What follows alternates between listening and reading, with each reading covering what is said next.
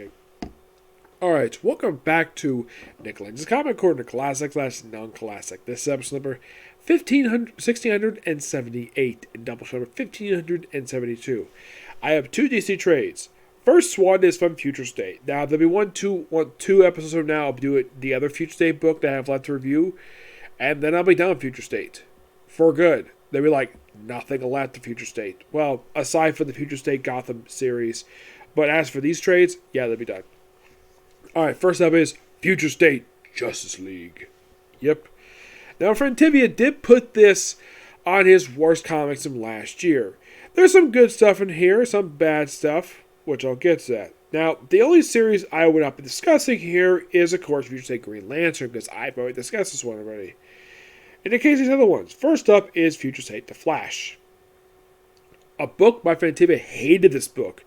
Which I agree. I did not like the writing, and basically where Wally West is written to be a villain. Of course, it's an alternate future. It's a possible future per se, but one thing at least is good about the book is the artwork. Yeah, Eric Graham does an absolute really good job with this artwork. It is really freaking good. I think he was one of the primary artists of Flash at one point. Yep. Most of that one is basically the Flash heading down Wally West because my killer people, and that's the simple premise of the series. There is also Future State Aquaman. That kind of basically sets up you might see in the pages of, it sets up kind of the two miniseries we have right now, which is Aquaman Becoming, which features Jackson Hyde, and the Black Manta miniseries, which that is going to lead into a brand new Aquaman ongoing series. It's all at the end of one of the issues of Aquaman Becoming.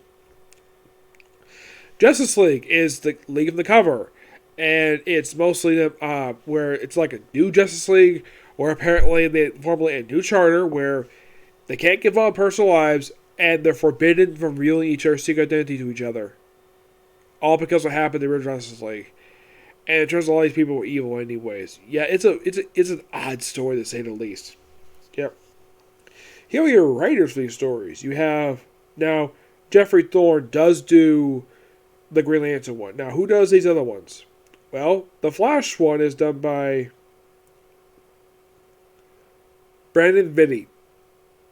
Yes, that's who does the two-issue Flash miniseries.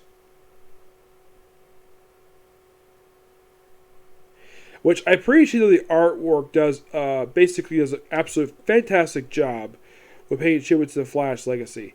The Aquaman one-shot, which focuses on, get this, Jackson Hyde and Andy, Aquaman's daughter, with Mira.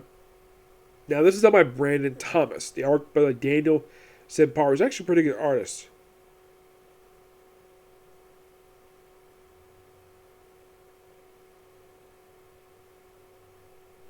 Yeah, this book basically in the future where you have is where basically Jackson Hyde is now no longer Aqua, he's now the Aquaman. And of course, Andy is basically Aquagirl. And it's mostly put basically where Jackson is training her the whole miniseries. I gotta hate it. So actually was really fun. She's actually calls herself Aquawoman. But it's a damn good miniseries. They even had miniseries for Justice League Dark. This was a backup feature. It's mostly put basically a lot of course, by Ram V, the writer of the Justice League Dark book that got canceled last year for, it wasn't canceled last year, it was canceled in 2020 for no reason. It's good though Ram V does do this one because, after all, he was the writer of the book at the time. Basically, the book ended. And I believe, basically, all this two-part thing does, it kind of leads into a new backup feature for Justice League that's published right now for Justice League Dark. Yep, that's the next time you see these characters. But I at least gotta appreciate though Ram V knows these characters and writes them really well. And it's only 2 issues, so you don't have to worry about that. Yep. Green Lantern we discussed, basically just a future for Green Lantern. Which this one is written by the guy who actually eventually writes the current book right now, Jeffrey Thorne. Let's see if I can get to it here. There's also Tales of the Green Lantern Corps. Yeah, that's a backup feature that focuses on the Sinestro Corps and I think Jessica Cruz. This is by Ryan Sandy and artwork by Sammy Basari.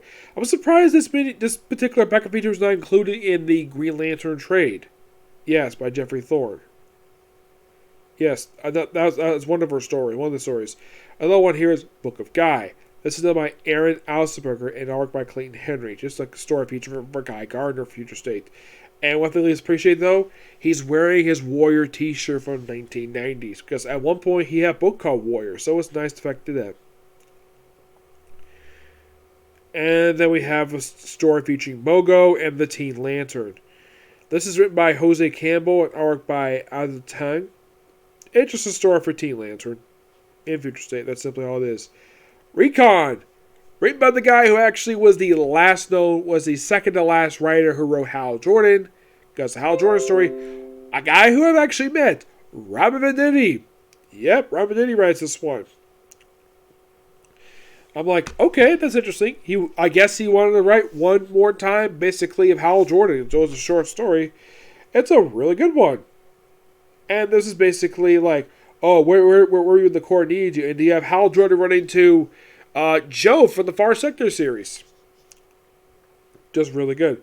The Justice League book, just like Future State, this book is done by Joshua Williamson, who, like in the case of just like Dark One, Josh Williamson was the writer just prior, well, not counting the Justice League Winter stuff.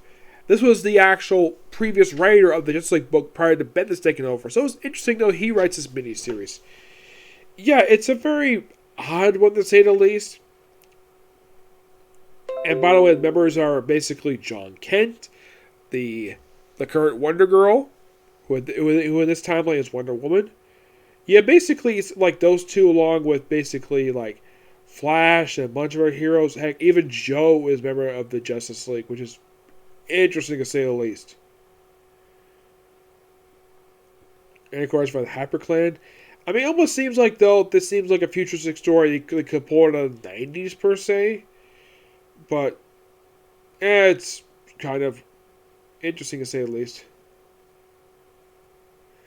And then we have other people like, who you might join our Justice League, where basically potential members are Miss Martian, Mr. Miracle, Guardian, I believe that's Tim Drake, Crush, and Power Girl. And you might think, though, in our book, basically, they do in fact join. Yep. But that's this book in a nutshell. I'd say probably the best ones in this book are, in fact, well, I would probably say that artwork-wise, Flash the best artwork, because basically Dale Abraham is a really good artist. And I would say the story-wise, weakest that was not really that good, that probably a lot of people were ticked off with, was basically the Flash one. Other stuff was pretty good. I liked the Just Like Dark one. Just Like was interesting at best, but I like Just Like Dark one a little better. I'm going to give this book a 8.5 out of 10. Next up, we have Wonder Woman by George Perez, Volume 4. Yep, Perez basically is, well, just a writer here with Mindy, it's Mindy Midwell and Lee Morris. Of course, Mindy Narville is not exactly the artist. One of the artists of this book is Jill Thompson, who actually worked on a Wonder Woman miniseries recently. I think she worked on Woman Origin, if I'm not mistaken. Yeah, she worked on that. She wrote and drew that book, which was actually pretty good. We also have Chris Marin, Steve Moreno, Robert Tago, Mike McCann, Robert Capelli, Colleen Doran, Carol Lay, Cynthia Martin, Rema Ferdon, Trina Roberts, Bob Roosh, Carla Sherman, Torito, Jan Derser, Leslie Silversmith, and of course Joe Thompson. The cover art is done by George Perez and Chris Marin. Yep. This book collected issues 36 through 45 and the second ever annual for the series. Yep. We're continuing more with the Wonder Woman stuff. The second annual, which is the first thing we start off here, basically just is all focusing on Wonder Woman. Now, I should point out, though, that, wait, that's not the current artwork. What's up with that? Well, this is the style they published back in the 80s, and, well, none of these characters wear these outfits. Well, Superman is back wearing this outfit currently, but Wonder Woman, no. This outfit here, she has not worn this outfit since, like, I think it was like 2010. Yeah. It's mostly just gets them ready for Superman. It's just a really good story. It's just a series of stories, but all really good stuff here. It's good that they threw this in here because Perez did write this one, so of course he would throw this one here. Yep.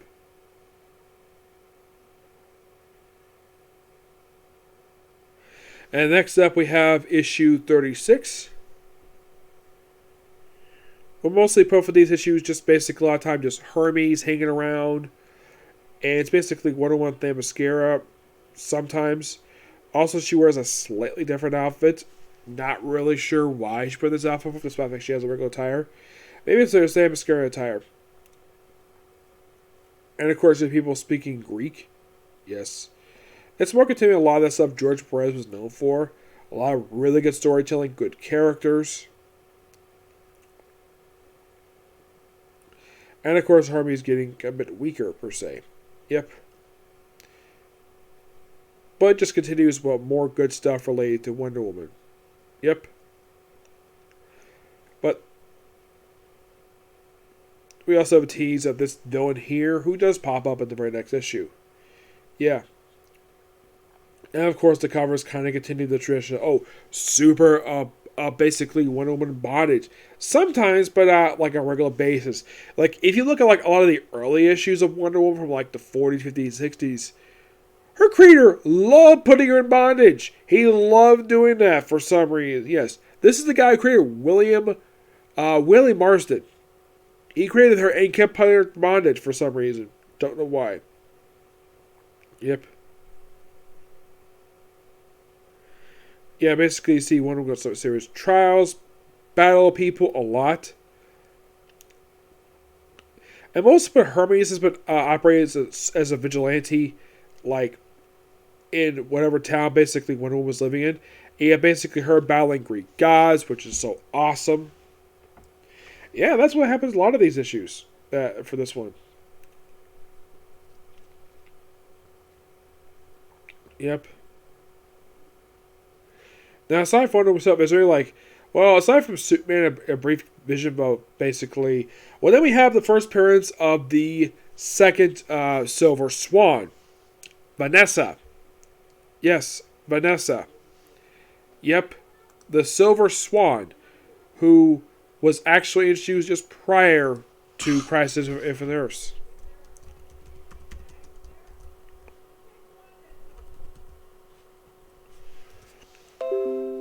Yeah, there have been a few of these ones and the one appearing in these issues, I think it's Vanessa, if I'm not mistaken. Yes, it's Vanessa. She's the one who actually is, actually, no, it's not her. It's somebody else. It's, yeah, I think it's this one here. Yeah, it's basically the second Silver Swan. Appearing in issue 15. It's a woman by the name of Valerie Bandry. And this is not technically her first appearance per se. This is her... she appeared quite somewhat heavily during the later part of George Perez's run. But once he wrapped up his run, she made one appearance. And that was it for basically this Silver Swan. Yep. No, it's not Vanessa. Vanessa does not become one Silver Swan until later. You have Hermes do his own thing. Of course, Wonder Woman is eventually going to take on Silver Swan. Which, of course, Silver Swan doesn't want to fight her. It's like, the way they write her is that George Perez writes her is that she's very reluctant to take on Wonder Woman. She has no choice no matter. All because if she does do this, basically turns back to someone hideous. At least got handed to her. They made this Silver Swan a beautiful woman. Unlike the Vanessa one where it made her partially a cyborg, this one, not really, no. Yep. Yeah, mostly with all the Silver Swan stuff to end this particular trade. There's a lot of stuff related to her. And eventually she's taken down. Yeah, stuff with Legacy of Pandora box, basically just store for Pandora. Yep. And that's the trade in a nutshell. Just a really damn good trade. I'm going to give this one roughly I'm going to give it a 10 out of 10. Just really good. Yeah, just really good. Okay, so that's going to be it for this particular review. Next one is going to be Black Clover. Yep. I'll be up soon. Okay, it's next video. Bye.